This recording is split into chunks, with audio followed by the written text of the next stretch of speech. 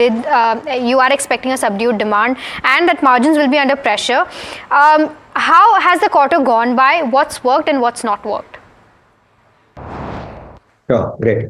No, so I think, thanks for asking that question. I think, firstly, what's working? I think at a strategic level, a lot is working. So the structural actions which we're taking, the new products which we've introduced, I see a lot of stuff working on that front. I think when it comes to what's not working, I think there have been a temporary tailwinds which have impacted specifically the quarter, which obviously is kind of reflected in the performance on the top line and on the margin shape in this quarter. So yeah, I think that's the way I would kind of put it at an overall level. And we can talk about a few of those. Right. You'd already, said that margins will not be in the normative range. But, I want to know as to when do you expect the margins to come back to the normal range, considering the kind of raw material inflation that's taking place and the adverse products mix as well? So, we did speak about normative range getting breached in this quarter. We typically would want to operate the India business at a normative range between 24 to 27%. We kind of dropped at around 22.5% because of the large cost inflation which we kind of saw. I think it will take a few months for it to kind of come back. But I think as we get into H1 FY26, we should start getting back into the normative margin range from an India perspective. If you look at it in an overall GCPL perspective, our margins have been within normative range because typically at a console level, we have operated between 18 to 22%. This quarter, our margins were upwards of 20%. So we were in the center of those, normative global margins. And hence, there has been an improvement in overseas, which has kind of offset the mild decline which we have in India. You just need to keep it in mind that a year back, our margins were on the higher side of that band. And hence, from a year-on-year perspective, profit growths have been impacted. Understood. With respect to the palm oil prices, they've been on the rise since the past few quarters, and we're aware of the kind of trend that the raw material price inflation has seen in terms of palm oil. I just want to understand that is there a strategy in place in terms of hedging palm oil to keep the margins in check? So I think overall, if you see in the last couple of weeks, there has been a correction actually in terms of base palm oil. Right. Prices have kind of gone down by close to 10-12% from the peaks which it saw. So there is actually an improvement in terms of that. But the complex of palm oil or the byproducts, derivatives, which we utilize in the business of producing soaps have not kind of followed that trend. So I'm hoping that firstly, the costs will kind of stabilize, if not kind of go down in the next few weeks. We'll have to see how that plays out. As far as hedging goes, again, these are prices which kind of get passed through the consumers. So costs can go up, costs can go down. You can have gains, but you can also have losses. So we do kind of have a specific cover policy, and we do kind of change our covers of some of our commodities depending on the view on the market. But that remains internal to the company. Got it. One of your competitors said that, there's not enough money in the hands of a common man, and hence discretionary spending is overall going down and people are moving towards smaller pack. Is this a trend that's being observed by you also, because you are more into, good night and stuff, but they're more into food? So I think I would say that in the last few months, we have seen some bit of a slowdown in urban consumption. And I think various different companies have spoken about it. So there is a bit of a stress in terms of urban consumption. We hope that that's kind of temporary. We hope that with some bit of inputs which come from the budget into the urban consumer, it kind of helps getting consumption back in that segment. So hoping that that's kind of temporary. But when it kind of comes to, I would say, lowering the pack sizes, that's something clearly companies keep doing to kind of increase penetration and reach. We have also kind of put in various products which allows us to kind of reach more consumers and get growth. As we speak in this quarter, we've launched Air Pocket at 30 rupees. The Air Pocket product has been doing extremely well for us. It has grown extremely well. We are reasonably confident that with a easier access pack at a lower price, it will kind of reach more consumers. So yeah, we do definitely look forward to driving products which can be more accessible and hence kind of reach more consumers. Premium products in the household segment saw a slowdown. Now, is this just the household segment, or is the overall slowdown in premium segment being observed? And is this on account of a higher base? No, so I think firstly, if I have to speak about household insecticides, I think our specific products which we've launched have done very well. You know, Incense Sticks did extremely well. It's been gaining volumes for the last couple of months. We've now actually got high single-digit share of that category, and there is still a large kind of volume to be kind of gained as we go forward. A new product which we've launched has been gaining the share, or there are early green shoots in terms of how it's performing in the entire, I would say, electric space. We are hoping that the new product, which is significantly better than all the products in the market, will again continue to do well. But yeah, I think the overall growths have partly been impacted by seasonality and partly been impacted by a bit of the urban slowdown, which everybody's kind of talked about. Yeah, I'm hoping that that's shows some sign of improvement as we go through, because I think the larger middle class urban is a large contributor to the overall consumption and GDP of the country, and yeah, we should see some kind of improvement in those trends. Right, and what's the kind of range of price hikes taken this quarter, because volumes were flat? So what's the volume versus value divergence? So overall, as we said, while our organic volume growth has been flattish, we've delivered an organic sales growth of 6%. So we have seen that level of kind of year-on-year price in the market. We do kind of expect that for the next few quarters, we will see like a mid-single-digit pricing benefit in terms of revenue come through. But then, what's the kind of range of price hikes that has already been taken, and what is the kind of price hike that you expect going forward? Yeah, I think it's been on an average 4 to 5% kind of price hike for the India business is what we've kind of seen. So, okay, and so you expect price hikes going forward as well, considering the raw material inflation?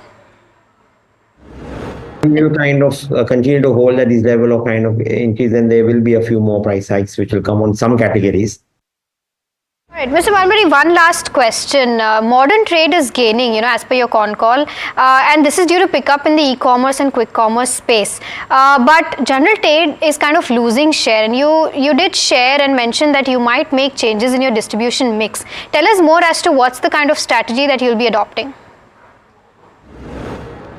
No, so I think definitely there is a little bit of channel rebalancing which is happening because of higher growth happening in the larger, modern trade, e-com, quick commerce space. Right. As a result of which, we definitely then kind of ensure that we keep in mind overall distributor profitability and kind of bring inventory levels at a level which is kind of efficient for everybody to operate and drive efficiencies. So those are, I would say, smaller tweaks which we do, but nothing radical or nothing drastic, I would say.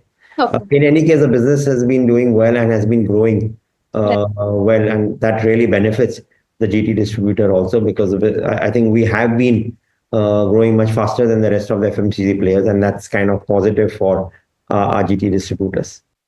Understood. Well, Mr. Malbari, thank you so much for taking our time and speaking with us at NDTV Profit. Hopefully, 2026 turns out better for the entire FMCG space, because Alex, 2025 still looks bleak. As per his commentary, also Q4 is also going to face similar kind of pressure. So hoping that 2026 both rural and urban recovers, because volumes are flat for both FMCG majors, that is HUL as well as Godrej, and which was at least in single digits in the past few quarters, but volumes growing flat means. Hopefully if rural and urban recover, that's where FMCG will start to recover. A lot of that is going to depend on what is announced on Saturday. This, remember, is a 6-day trading week. Not very often that you have that take place. And of course, we have a 6-day trading week, as you know, because it's budget day on the 1st of February, that is Saturday. And a lot of these hopes of a recovery in consumption is being pinned on what the finance minister announces in the union budget, whether there's a tax break or not, or whether there's some other way in which the finance minister and indeed the government intends to bolster the economy is yet to be seen. But as things stand at the start of this 6-day trading week, with a lot of factors both globally and domestically to track, you have sharp cracks across the board on the equity markets here in India. You have 23,000 that was broken, of course, but now we're looking at that support at 22,800 that we've been speaking about for some time, and cuts of over 1% at this juncture for the benchmark Nifty 50. The broader markets are seeing even sharper gashes. You have cuts of close to 3% on the mid-cap index and over 4% for the small cap index. The breadth is terrible at this juncture. In fact, let's pull up the advanced decline ratio just to drive home that point. In fact, it's very, very, very wide right now. In fact, the widest that I've seen in quite a while. And this is a lot of pain that is being visible in the broader end of the spectrum, one on the earnings, but also on overvaluation. And you have to note that as of Friday, you had cuts of about 13% for the Nifty 500. But a lot of the smaller counters have actually seen a much sharper correction. You have 75% off that benchmark, the Nifty 500, that had dropped by over 20%, 40% of those constituents dropping as much as 30% or more. And so that pain that you're seeing right now continues. Something like a Loris Labs reacting. You have Credit Access that is reacting to earnings as well. We'll talk about that in just a bit. On the large cap side, and this is where a couple of the experts that we spoke to earlier on in the day have said that they're finding refuge in the larger banks. You have ICICI Bank that is holding strong at the top of the list. It was a decent set of numbers that came through for the bank in the context of weakness overall in certain pockets of the financial space. And we've got Harsh joining in to give you a wrap of what stood out in those numbers and possibly what a couple of brokerages are saying. Harsh, this is the one bright spot in an otherwise very gloomy Monday morning. Absolutely, Alex. So let's talk about the margin number first. You know, margins were expected to decline by around 5 basis points. They've declined just about 2 on a sequential basis, which means margins have held up very, very well, which has in fact had a knock-on effect on operating profit as well, largely in line with a slight positive bias across the board is how I would read the numbers. You're looking at provisions also well controlled, not bouncing off a low base in a difficult quarter, and therefore you're seeing that impact on ROA. 2.36% ROA, not bad at all, given the fact that the base in any case was 2.4%, slightly higher base. And secondly, in the environment in which we are, not seeing asset quality issues, not seeing spikes on the NPA ratios is something which really solidifies ICICI's positioning on doing this quarter after quarter after quarter, despite everything that's happening in the macro environment. And that's what really stands out. The possible negative, if any, that I can pick from the numbers is the growth number. Both on advances as well as deposits, growth came slightly on the softer side, but management suggesting that we're growing deposits largely in line with what we need in terms of liquidity, and there's healthy liquidity for us, which is ICICI Bank in the system. And therefore, in that sense, no concerns on the deposit growth front. Advances growth slightly softer, but mind you, that's the nature of the environment as well. And it seems like overall, it's a very, very solid set, and the street rewarding ICICI for that. Harsh, for getting us those details on ICICI Bank. The stock is up 2%, and a lot of people have this as a pick from the private banking space. The stock is at very close to the high point of the day. A stock that is not doing very well in the BFSI space, and this is also on account of earnings, IDFC First Bank. We spoke with the management, Mr. Vaidyanathan, not too long back. And let's take you through the numbers in case you missed it, because you had a situation where both the margin as well as the return on assets, and these are very key metrics to track, they have missed expectations. The asset quality is a bit of an issue, right? Because you have microfinance, which is proving to be a drag both on asset quality as well as the profitability, and that's on account of the higher provisions that the bank has had to take. They were lower on a sequential basis, but they're still elevated. The credit growth as a result of which has moderated because they're being cautious on the microfinance aspect. Talk about the key numbers here. The net interest income has grown by as much as 14%. The operating profit is up by about 12%, and the provisions have come in at 1,338 crore rupees. The PAT number was down quite considerably, down as much as 53% at 339 crore rupees. I did want to mark this, but we've also been looking very carefully at the real estate pack in the real estate space. We had a couple of companies report numbers. Of course, DLF had pretty good growth in pre-sales, and the stock is reacting in trade. It's up over 3% if I'm not mistaken, unless it has given up a little bit of ground. And the other stock, of course, and there you go. So it's still holding up at 3% or so. The other stock, of course, in the real estate pack that reported numbers is Macrotech Developers. And very good pre-sales for this company as well. In fact, we've got the management, Abhishek Lodha, Managing Director of Macrotech Developers, joining us right now. Mr. Lodha, thanks so much for taking the time. There's lots to talk to you about, not least to which is the numbers. Talk to us about how you're reading those pre-sales numbers, because it seems just on the back of what's happened in January, some focus is shifting away from those very good pre-sales numbers to the metrics that have been reported as well. And some stocks are seeing a little bit of a crack on the back of some of those operational metrics. Talk to us about how you saw operations pan out in the third quarter. Thank you. Pleasure to be with you today. We had our strongest ever quarter in terms of various parameters, including pre-sales, which were over 4,500 crores. In terms of the embedded EBITDA of those pre-sales, which came in at about 35%, well ahead of our year start guidance of about 30%. We had our strongest ever collections, and we have now hit 90% of our full year target for business development. And in spite of that heavy level of investment in land and business development, our debt has come down by over 15% by about 15% this quarter. And now our debt equity is only at 0.22, well below our ceiling of 0.5 times. So overall, as a business, we see very strong momentum in the underlying pre-sales. And on the back of our strong brand and execution, we are seeing those pre-sales translate into earnings and cash flow, which is really how we see the last quarter. The business model that we have of having a large number of operating projects so that we are not overexposed to any one segment or any one project. We now have over 40 operating projects, and no project contributes anything more than 15% of our sales. That gives us a lot of granularity and predictability in our business, which we think is important as one navigates the normal ups and downs of the macroeconomy.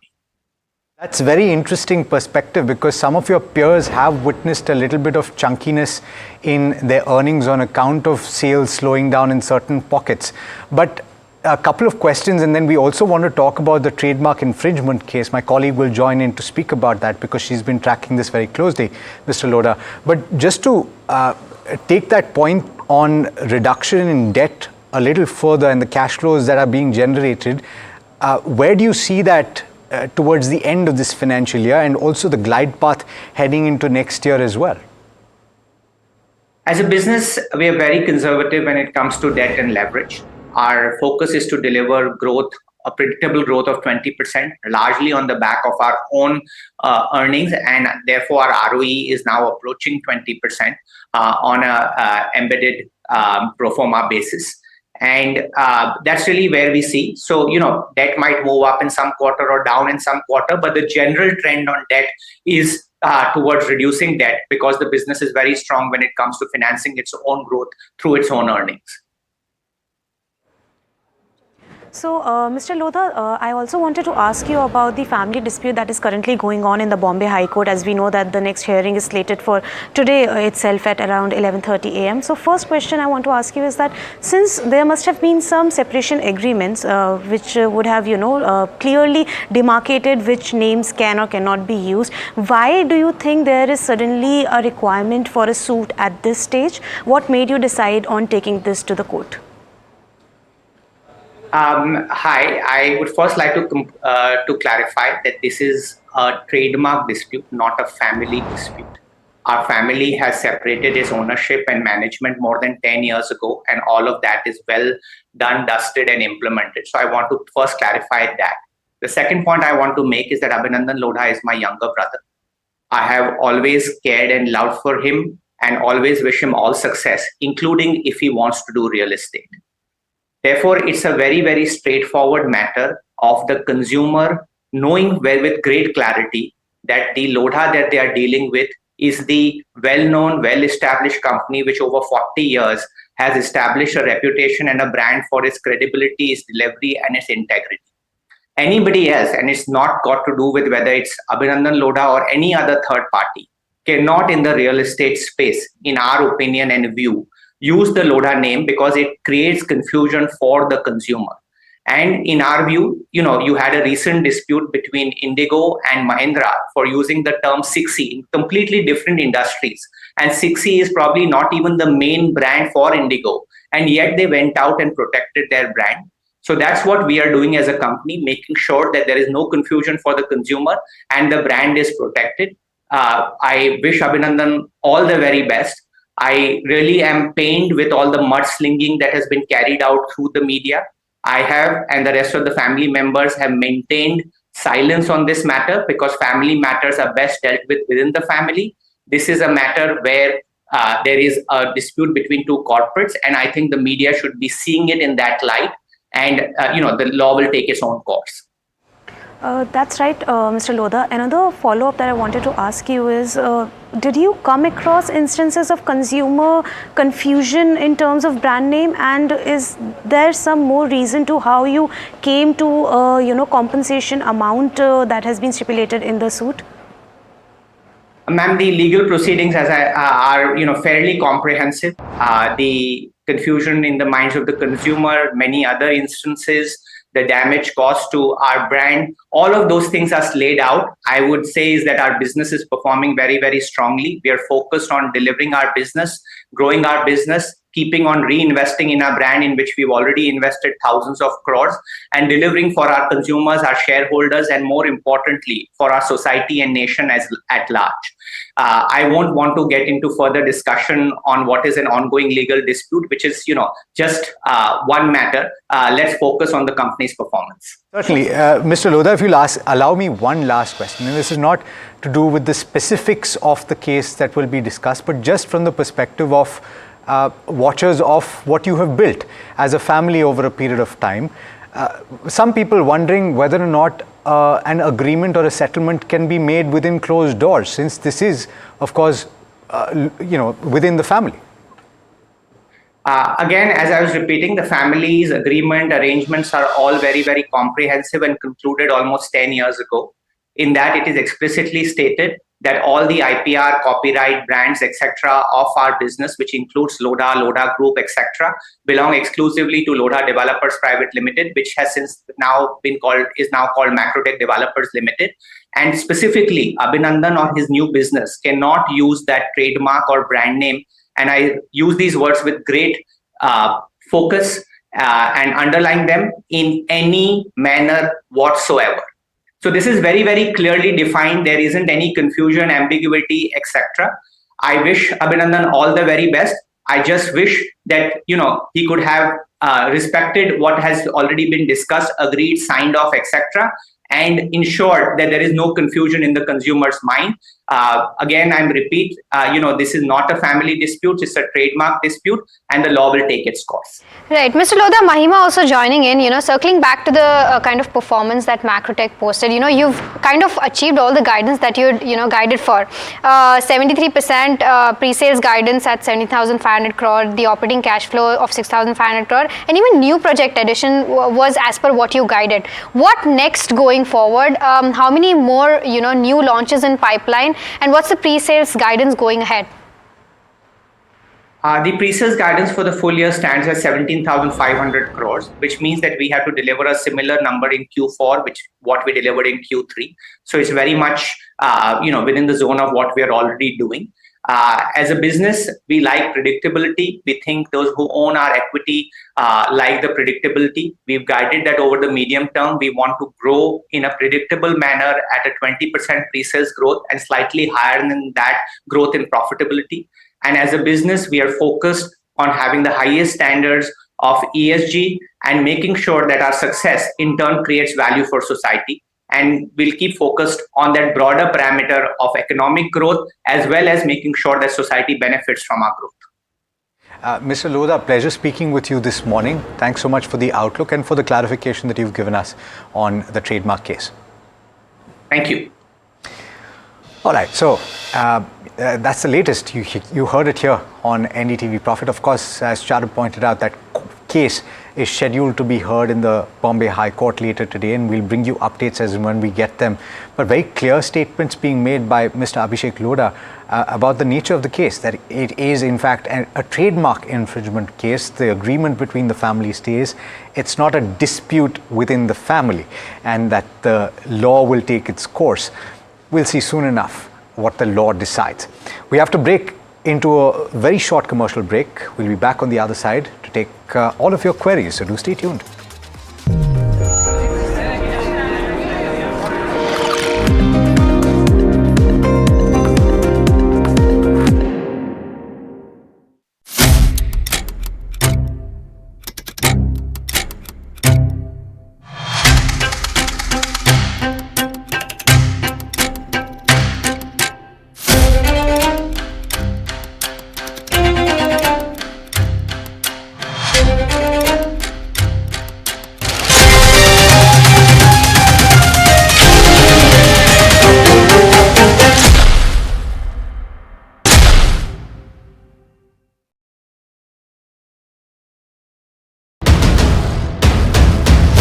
This is the day that shapes the future of 1 billion dreams. From the fields of agriculture to the backbone of defense. From ambitious infrastructure projects to everyday tax policies. Every decision counts. How will this budget balance growth and fiscal prudence? What will it mean for jobs, and what will it mean for your portfolio? Join us for the most comprehensive coverage of Budget 2025 as we decipher the impact of this budget on you.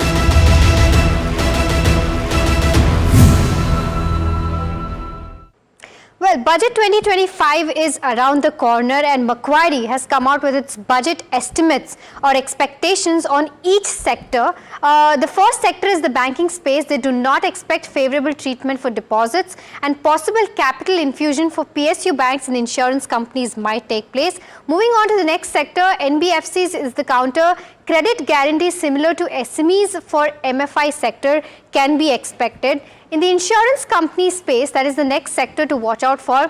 No change in tax rates or any product or any corporate profit tax rate change can be expected in this budget of 2025. The next sector to watch out for will be cement and metals, where they're expecting announcement on import duties to restrict imports on certain metals and certain materials. Moving on to the auto space, outlay for PM E-Drive and PLI can be expected. Policy initiative to drive localization of key EV-related parts can also be expected. The next sector in focus would be the consumption space. Mid to high single-digit increase in cigarette taxes can be expected. The budget, interim budget which was announced last time did not have any tax rate change in cigarettes, which is why we did see an uptick in stocks like ITC and VST. But this time you could see mid to high single-digit increase in cigarette taxes. Reduction in taxes for low middle class consumers.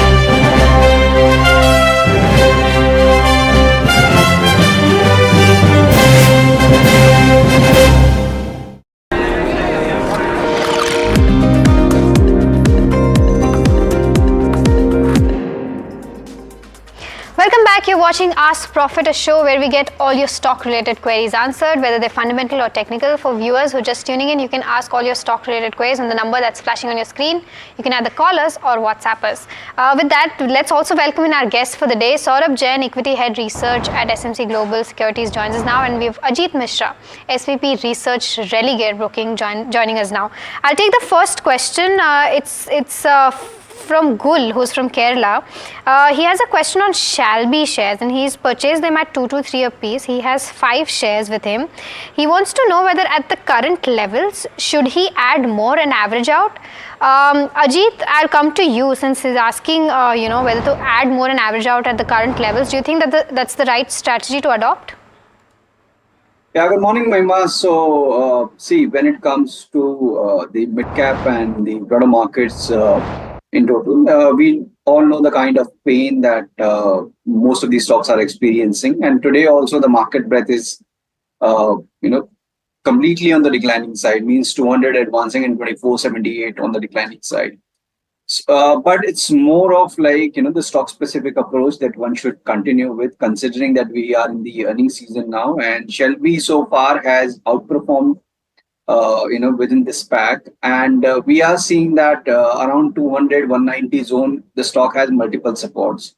So if his view is, let's say, long term, and he wish to wait it at least for a year or two, definitely he can add around 200 levels.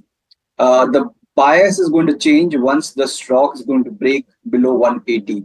So for that reason, since we are seeing the market tone is also negative, we should consider 180 as a stop loss to the position which he is currently adding. All right, so that's the view on Shalby Hotels. Let's take the next one. We've got a question on Suzlon. Is the current price attractive for a 1-year time frame? This is a question coming in from Shankar, who's writing in from Bengaluru. A pretty popular share, Saurabh, and trading at 50 is down about 5% in trade today as well, and taking a knock. So is, I think, a large part of the broader markets. Would you buy at this point? Is it attractive? On the valuation front, it is not attractive, but it is, market participants are betting on the change the company has witnessed. I mean, there is a strong operational performance. The company is able to garner more orders. There is a change in the debt position of the company, and that is why the stock got re-rated. I mean, if you have a long-term view, I think it is better to add on a staggered manner when you have a market that is on a decline. So my view is keep on adding. All right. The next query is on HAL. I mean, this is just before the budget 2025, and defense, of course, will be in focus.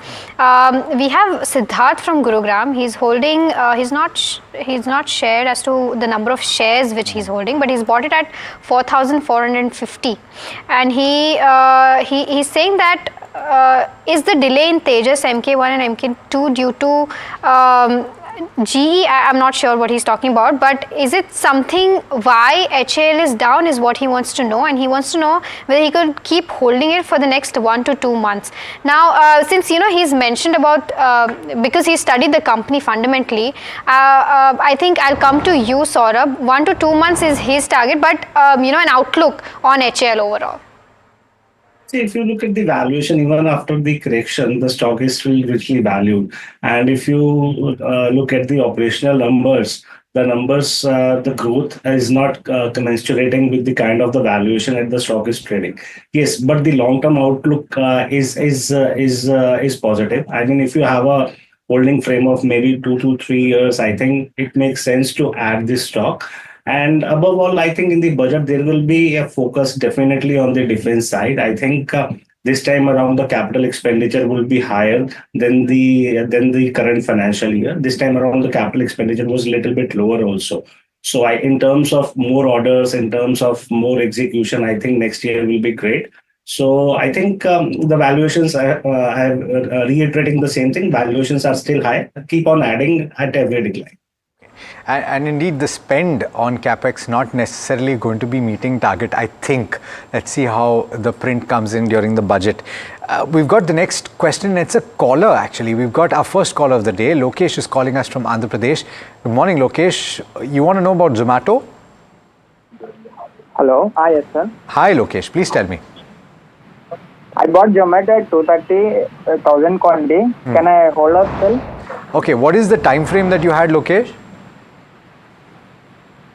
Lokesh, what is the time frame that you had when you bought Zomato? Did you want to hold for more than a year or less? One year holding. 1 year holding. Okay.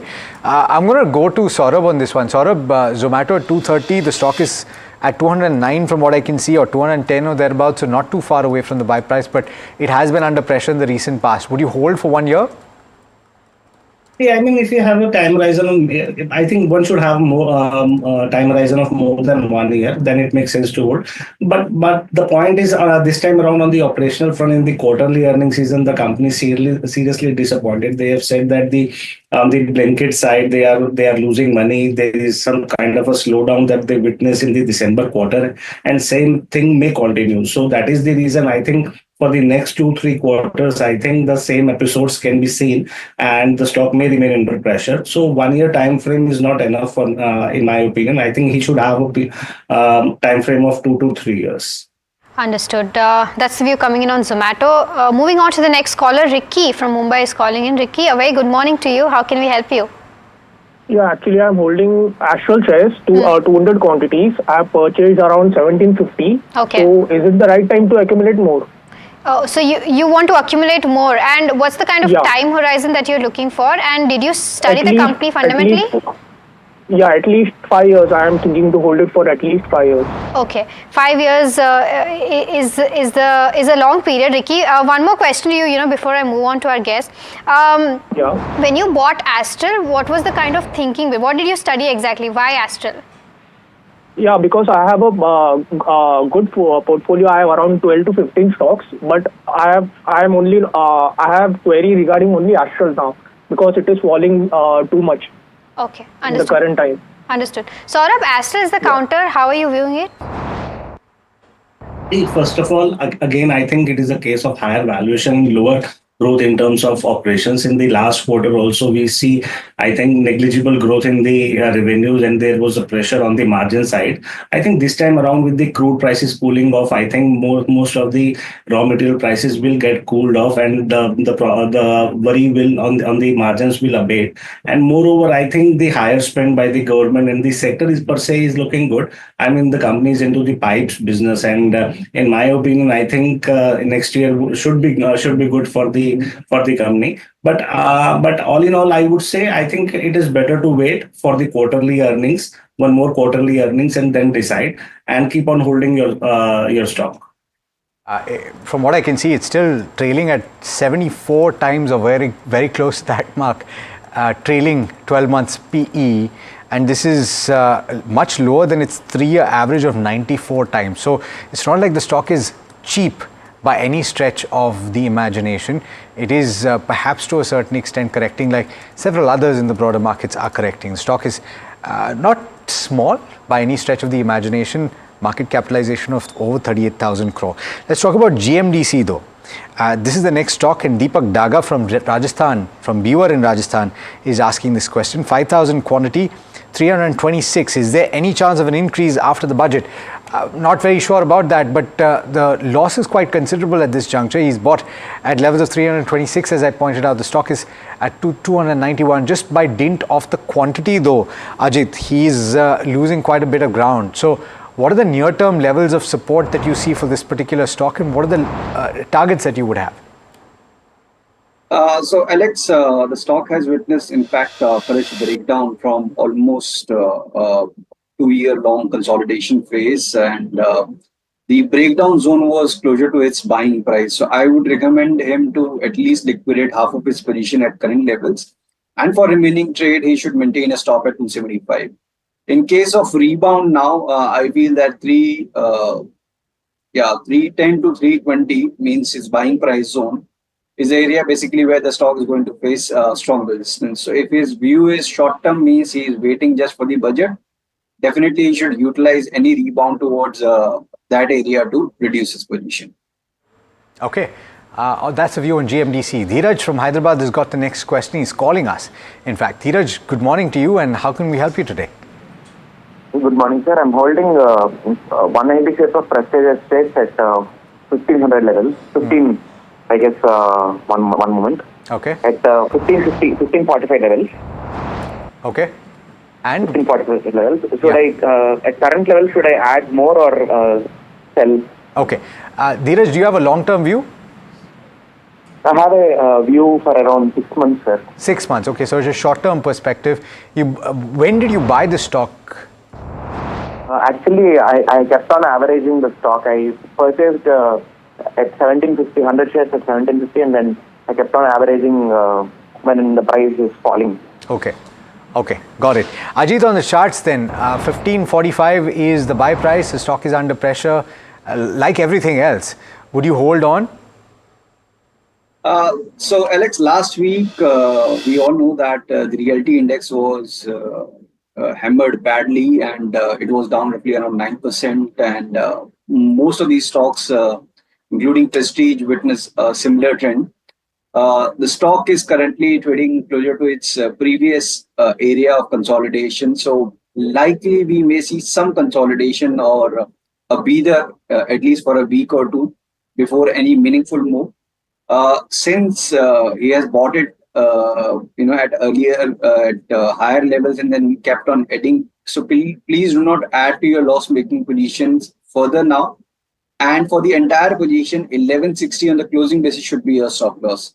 Because after this, corrective phase, it's likely to, witness some respite and probably closer to around 1400, 1420. Closer to your buying price, we may see a rebound in next 2 to 3 months. So keeping that in mind, with 1160 as a stop loss, you can continue to hold. January. Yeah, I mean, the markets are just factoring in whatever is overvalued right now, and those stocks are and beating it down. Moving on to the next caller, Kishore from Andhra Pradesh is calling in. Kishore, a very good morning to you. I believe you have a question on NHPC. Yeah. Go ahead. What's your query? Yeah, actually, I bought around 1,000 NHPC stocks, right, around 1 or 2 6 months back. So now it is 77 rupees. So I just wanted to know about long term. Okay. So I can hold for next 5 to 10 years. So I just wanted to view for long term for next 5 to 10 years. Got it. Saurabh, I'll come to you. NHPC is the counter. What's the long term view? I think long-term view remains optimistic, quite optimistic. The stock price has fallen considerably, considering the fact that this year earnings will be similar to the earnings reported in the previous financial year. I think this came from the management itself. Some of the losses incurred in one of their projects have been covered by the insurance. Some of the newer projects will come into the fore, will come into operational, and that will push up the revenue and profitability. Next 5 years look good to me. I think 14-15% kind of a CAGR return is one can expect from NHPC. Okay. All right. Anit has got a question next, and he's asking about JSW Energy. He's bought 1,500 quantity at levels of 660. I'm seeing a lot of very large quantities being bought, and I hope that you are paying attention to your overall portfolio and you're taking bets or you're buying stocks for your long-term portfolios based on the overarching size. We've had some callers, of course, point out that they've got 13 to 15 stocks, which is a good number to have. But be very mindful, especially in these markets, about concentration risk, because you can have a large amount of drawdowns if you're not careful.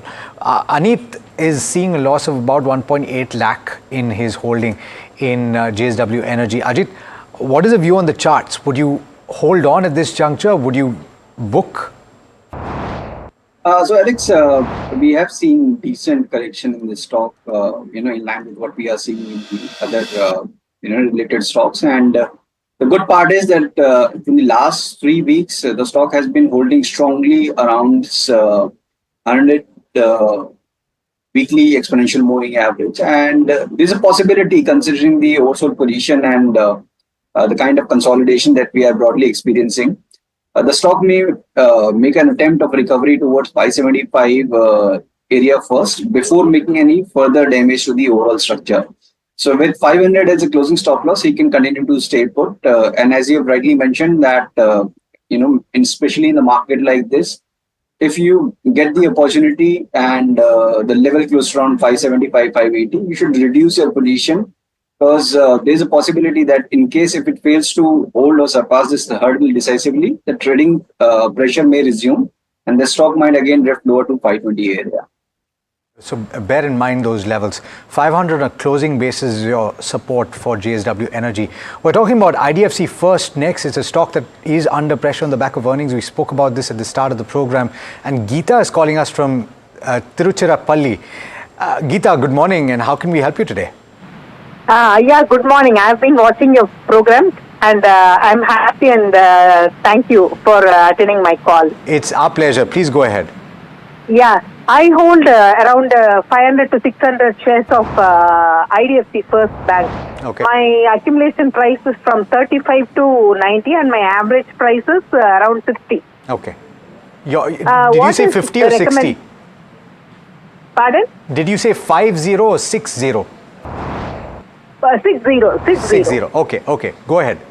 My query is, should I hold this? I'm a long-term investor, say of 5 years. Okay. So at this juncture, is it right for me to hold this until the stock increases in price, or should I sell it off right now and accumulate it at a lower rate? That is my query. Okay, all right. It's a good question, and I'm glad that you've been holding from lower levels, and it's not something that you've done as a sudden knee-jerk reaction. Let me go across to Saurabh. Saurabh, on the fundamentals, IDFC First, there were question marks over the past couple of quarters. Some people saying after this particular set of numbers that the worst may just be over. And from that perspective, if you've got a long-term view on the stock, would you hold based on the fundamentals? See, the fundamentals are on the negative side. First of all, it is the MFI portfolio which is troubling the bank. This time around, the losses got doubled, and that is why the profitability got halved. No doubt the management is quite good, but I think it would be like betting against the odd. I don't think so. Things would improve from here onwards. I think there will be pain for the next 2, 3, 4 quarters. There can be a pain, but since she is holding at a price of 60, she must be ready to see some notional losses. I mean, in terms of stock price decline. But 5 years is a good time frame, and on the valuation side also, it is on the comfortable side. So, in my opinion, she can hold. All right, so that's the view coming in on IDFC First Bank. Moving on to the next query, which is from Anurag, who's from Lucknow. He is holding around 1,500 odd shares of KSA International, bought at 1180 a piece, and he wants to know as to what should be the next target or stop loss for the next 2 to 3 months. Ajit, I'll come to you. KSA International also got an order on Friday in the transmission and distribution segment, which was around 1,445 crore, but the stock is kind of seeing beating in today's markets. 2 to 3 months, how are you viewing the stock? So Maima, this month has been damaging for the overall structure for KEC. Means the stock is down roughly around 34%, and almost like 5-6 months of gains has been incurred. And now, but yes, clear to around 770 area is something that I can see as a immediate base or a support, and in case if it fails to hold, then this correction may extend further to 650 levels also. So in my suggestion, he should at least reduce position in case if it breaks this 770 area, and in case of a rebound, I doubt that the stock can witness a sharp recovery. So 850 to 900 is something that the stock might again face resistance. So if his view is short term, he should utilize any recovery in that zone to reduce his position. Top. Yeah, in fact, KC International lost quite a considerable amount of its value over the. You were looking at the number. Yeah, so it's been the top loser in terms of market cap from the small cap segment, and it's lost over 10,908 crore worth of market cap in Jan itself. So 27 days of Jan, and it's already lost around 10,900 crore. The stock under pressure, despite the fact that it's a sizable order that has been announced today, 1,445 crore order in the transmission and distribution space. So any perception of overvalue is being, as we've pointed out, being very sharply cut down at this stage, and we'll have to see how that tide turns. We've been talking about the fact that sentimentally it's been looking weak, and also we addressed this at the start. Volatility seems to be the name of the game, and you're seeing a very sharp spike in the VIX today as well, and that is really par for the course. Ajit, you want to come in very quickly about how to trade in this kind of a market? Would you be cautious, particularly in a week that's so heavy on not just earnings but global events, and also at the end of the week you have the budget? Right, Alex. So, in fact, Alex, we have been recommending to our clients to just align your position as per the market trend. And when we saw that the broader market started underperforming the benchmark, earlier the trend was otherwise, it was a clear indication that this profit taking may extend. And especially it's a crucial week because we have earnings, we have FOMC meet, the budget is also around the corner. At least for the index, especially if you're holding long position, in the FNO stocks, and by any chance it's a leverage position, definitely maintain some puts. Means 22,800, 700 put is something that is of 6 means expiry, weekly expiry, something that you should add to your portfolio. Another important thing is please do not add to your loss-making position. That is more important because of late, after seeing 10%, 12% kind of an intraday decline in any stock, people tend to get this tendency that it's now cheaper. You should, let's say, add to this position. So these kind of temptation you should definitely avoid and focus on earnings, especially if you are long-term investors. So please don't get carried away with your short-term price fluctuation. If it is aligned with just market correction and without any reason we are seeing correction in stock, definitely you can go ahead and add. But otherwise, avoid catching the falling knife is something that you should, especially in the mid-cap and small-cap space. Yeah, very, very, very important advice being given to you. Please bear this in mind. Vinod is calling us from Chennai. Vinod, you've got a question about Prince Pipes or Finolex. Have you studied these two companies, and what do you want to know? Hi, Alex. Good morning. Good morning. Recently, I have gone through both the stocks. Actually, it has been beaten down very heavily. Yes. And I was checking the valuations also, and Prince Pipe is trading a bit more value than Finolex Pipes. Okay. When comparing to Supreme Industries, I think both these pipe stocks have the great potential to grow. Okay. Since the budget is also around the corner, capex spendings might impact these stocks. So would like to have a view. I mean, like technical as well as fundamental view on both these stocks. Have to pick one. So what is your time horizon, Vinod? Like 1 year to 15 months. Okay, so then from that perspective, let me get you a fundamental check, because that is going to be more important for you at this stage. Which of these two, if at all, Saurabh, would you pick, or would you pick the one that he mentioned, Supreme? I think he spoke about Prince and Finolex. So Prince and Finolex, I'm adding one more. Okay. See, in my opinion, I think all three companies have a great history, and this space is also looking good. Out of the three, if he wants to go with the one, and he wants to take a tactical bet because of the budget, in which there will be surely announcements for the agri side and for the infrastructure side. I think Prince makes more sense out of the three. Okay, Prince makes more stage. Okay, so we've got Jio Financial Services next, which is a question coming from Navneet. He's seeing losses. He's bought at levels of 330. He's wondering what's to be done. And the case for buying it, of course, is the venture with BlackRock, the joint venture, which is yet to actually get moving. But I'll still get a technical check on this. Ajit, on the technicals, would you hold on at this juncture? So, Alex, I feel that at least in the short term, the damage has already been done. So you should not just try to exit now because it's extremely oversold. And the last time when the stock started moving post IPO, it was the zone close around 230 area. So maybe due to multiple reasons that we have multiple supports and oversold position, the stock might witness some recovery.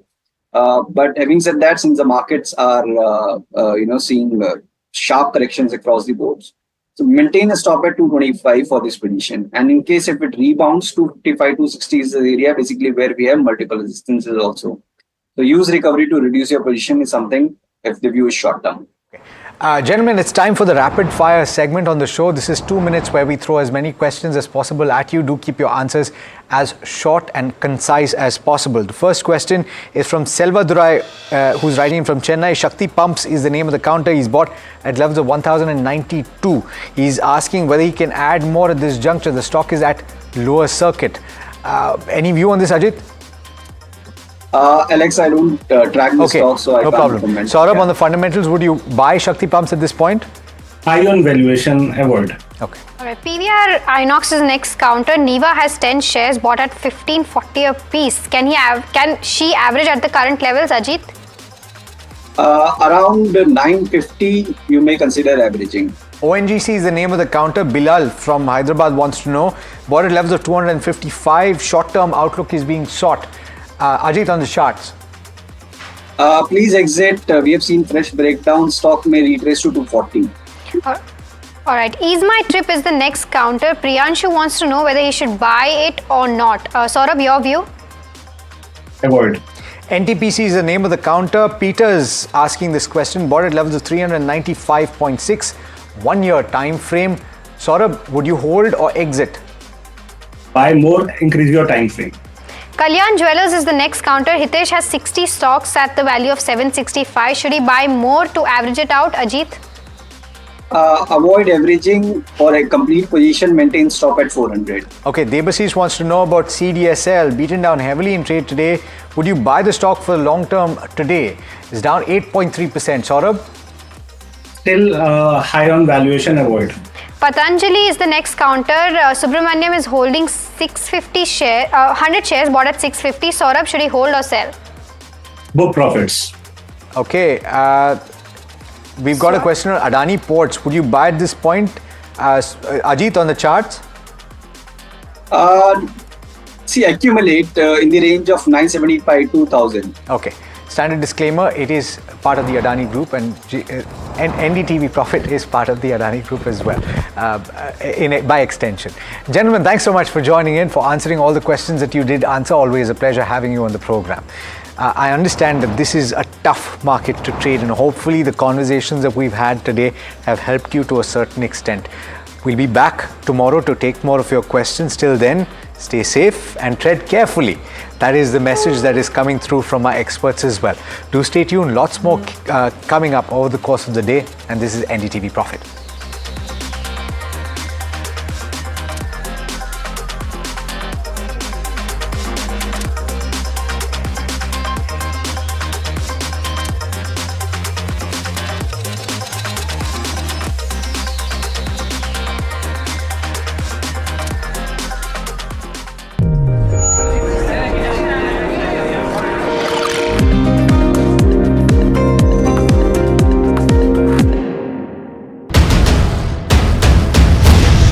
The day that shapes the future of 1 billion dreams. From the fields of agriculture to the backbone of defense. From ambitious infrastructure projects to everyday tax policies. Every decision counts. How will this budget balance growth and fiscal prudence? What will it mean for jobs and what will it mean for your portfolio? Join us for the most comprehensive coverage of Budget 2025 as we decipher the impact of this budget on you.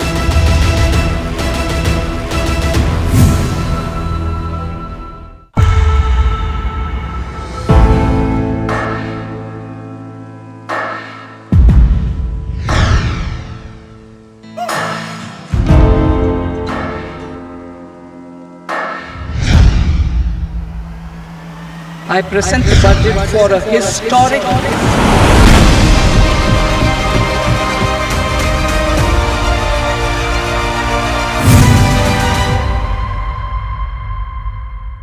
It's nearly time for Budget 2025, and what that means is that there are a lot of proposals that are coming through to the Finance Minister, and among them, there are proposals from the mutual fund industry as well.